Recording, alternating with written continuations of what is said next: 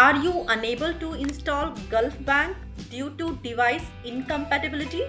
So here is the fix. So first of all, go to phone settings. Let's tap on it.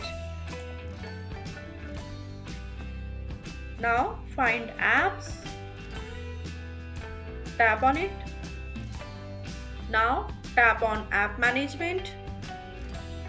Tap on app management. Now find Google Play services for AR. Tap here and then click on force stop. You have to tap on it.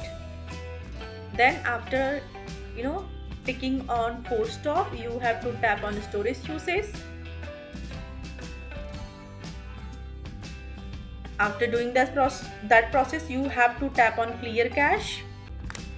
I already have done this process, so it is showing as 0, but in your case it will be showing, right? So you have to tap on clear cache, and then after you have to tap on clear data. It will be showing you again, and after clearing the data you have to click on delete, and then you have to just go back and